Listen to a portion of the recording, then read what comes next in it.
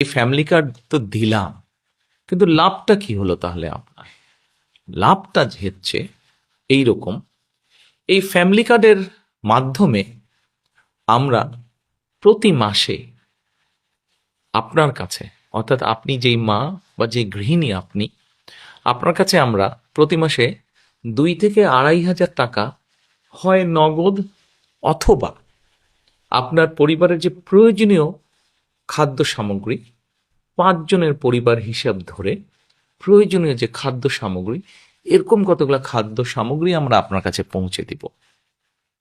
তাহলে কি হতে পারে? ধরেন আপনার পরিবারের যে 5 জন বা 6 জন ম্যাক্সিমাম, এই পরিবারের ধরেন মাসিক খাবার বা বাজার খরচ, একদম খুব প্রয়োজনীয় বাজার খরচ হয়তো মাসে 5-6 হাজার টাকা।